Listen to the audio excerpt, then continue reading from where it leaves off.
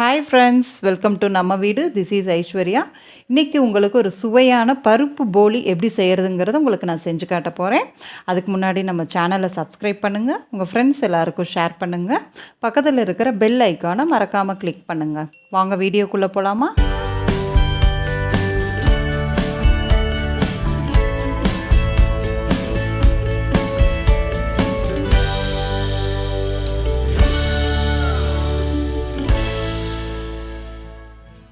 வாங்க இப்போ போலி எப்படி செய்கிறதுங்கிறத பார்க்கலாம். இப்போ ஒரு பவுலில் 1/2 கப் மைதா மாவு எடுத்துக்கிறேன். மைதா மாவு தான் போலிக்கு ரொம்ப சாஃப்டாக இருக்கும். அதோட லைட்டாக மஞ்சத்தூள் ஆட் பண்ணிக்கலாம். மஞ்சத்தூள் ஆட் பண்ணிவிட்டு லைட்டாக உப்பு சேர்த்துக்கறணும்.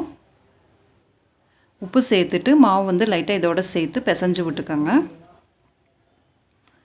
மைதா மாவு தான் போலிக்கு ரொம்ப சாஃப்டாக இருக்கும். ஸோ மைதா மாவே எடுத்துக்கோங்க. இப்போ வந்து அதோட ஒரு 2 டீஸ்பூன் ஆயில் சேர்த்துக்கிறோம்.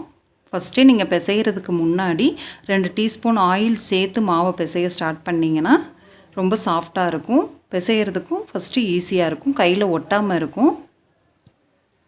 ஸோ நீங்கள் வந்து ஆயில் சேர்த்து பிசைகிறதுக்கு ஸ்டார்ட் பண்ணுங்கள். அப்புறம் தண்ணி வந்து லைட்டாக ஆட் பண்ணிக்கிறணும். எடுத்ததுமே நிறைய தண்ணி ஊற்றிட்டா மாவு வந்து ரொம்ப லூஸாக போயிடும். ஸோ லைட்டாக பிசைஞ்சு வச்சுக்கணும். இந்த மாதிரி மாவை நல்லா சாஃப்டாக பிசைஞ்சு வச்சுக்கணும். ஃபைனலாக பார்த்தீங்கன்னா 1 டீஸ்பூன் ஆயில் சேர்த்து மாவை வந்து நல்லா கையிலேயே நல்லா பிசைஞ்சு வச்சுக்கோங்க. நம்ம கையில் எவ்வளோக்கு எவ்வளோ மாவை வந்து இந்த மாதிரி பிசைகிறோமோ அவ்வளோக்கெவ்வளோ நல்லா சாஃப்டாக வரும்.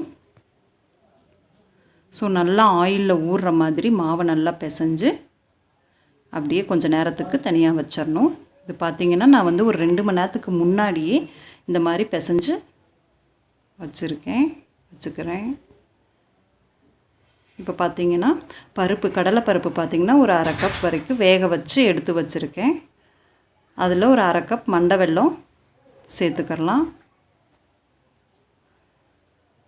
அதுக்கப்புறமா தேங்காய் துருவல் அதோட 2 ஏலக்காயும் சேர்த்து எடுத்து வச்சுருக்கேன். இப்போ இந்த 3ஐயுமே சேர்த்து நல்லா மிக்ஸ் பண்ணிக்கிறணும். ஏலக்காயெலாம் சேர்க்கறனால நல்லா மணமாக இருக்கும். இப்போ பார்த்திங்கன்னா இது போலி தட்டுறதுக்கு நான் இப்போ வந்து ஒரு இலையில் லைட்டாக ஆயில் வந்து அப்ளை பண்ணிக்கிறேன். ஆயில் அப்ளை பண்ணியாச்சு. இப்போ பார்த்திங்கன்னா மாவு நல்லா ஊறிடுச்சு, நல்லா சாஃப்டாக இருக்குது.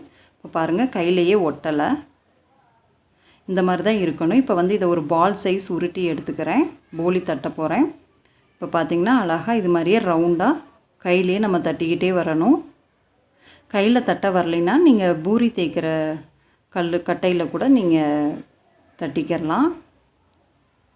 இல்லைன்னா இந்த மாதிரி கையிலையே நீங்கள் ரவுண்ட் ஷேப்பில் அழகாக தட்டிக்கிட்டே வரலாம். கையில் ஆயில் கொஞ்சம் தேய்ச்சிக்கிட்டிங்கன்னா ஒட்டவே ஒட்டாது. பாருங்கள், இது மாதிரி நல்லா ரவுண்டாக மாவை வந்து தட்டிக்கிறணும். இப்போ நம்ம அந்த எடுத்து வச்சுருக்கோம்ல பருப்பு, அதை வந்து இந்த சென்டரில் வச்சு ஸ்டஃப் பண்ண போகிறோம். இந்த மாதிரி சென்டரில் இந்த பருப்பு, மண்டை வெல்லம், தேங்காய் இதெல்லாம் செஞ்சு வச்சுருக்கிற இந்த பூரணத்தை வந்து உள்ளே வச்சு இந்த மாதிரி எல்லா சைடும் சேர்த்து ஃபோல்ட் பண்ணிட்டு வரணும். இந்த மாதிரி நல்லா ஃபோல்ட் பண்ணிவிட்டு லைட்டாக கையில் ப்ரெஸ் பண்ணி விடணும். ரொம்ப அழுத்தி ப்ரெஸ் பண்ணக்கூடாது, ஏன்னா உள்ளே இருக்கிறது வந்து வெளியில் லைட்டாக வர ஆரம்பிச்சிடும். லைட்டாக கையில் இப்படியே ப்ரெஸ் பண்ணி விட்டுட்டு வெளியில் வராத மாதிரி இந்த மாதிரி நல்லா ப்ரெஸ் பண்ணிக்கோங்க. இப்போ பார்த்திங்கன்னா அழகாக தட்டியாச்சு.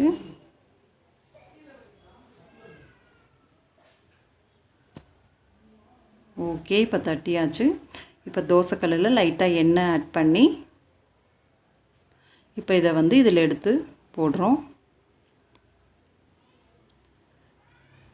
சுற்றி வந்து கொஞ்சம் ஆயில் சேர்த்துக்கலாம், அப்போ தான் நல்லா வேகும் மாவு. இதை ரொம்ப கருக விடாமல் லைட் பதமாக வர்றப்பயே எடுத்துடணும். ஃப்ளேமை பார்த்திங்கன்னா சிம்லேயே வச்சுக்கலாம். ஓகே, இப்போ வந்து போலி ரெடி ஆகிடுச்சு. இப்போ பார்த்திங்கன்னா நல்லா வெந்துடுச்சு. இந்த மாதிரி திருப்பி திருப்பி போட்டு எடுத்துக்கோங்க. தேவைப்பட்டால் லைட்டாக ஆயில் சேர்த்துக்கோங்க. அவ்வளோதாங்க, ரொம்ப ஈஸியானது. நீங்கள் ஈவினிங் ஸ்நாக்ஸுக்கு குழந்தைகளுக்கு செஞ்சு கொடுக்கலாம். இவ்வளோதாங்க, பருப்பு போலி ரெடி ஆகிடுச்சு. கண்டிப்பாக நீங்களும் மறக்காமல் வீட்டில் இதை வந்து ட்ரை பண்ணி பாருங்கள். மறக்காமல் நம்ம சேனலை சப்ஸ்கிரைப் பண்ணுங்கள். உங்கள் ஃப்ரெண்ட்ஸ் எல்லாருக்கும் ஷேர் பண்ணுங்கள். நெக்ஸ்ட்டு ஒரு ரெசிபியோடு உங்களை நான் மீட் பண்ணுறேன். Thank you friends.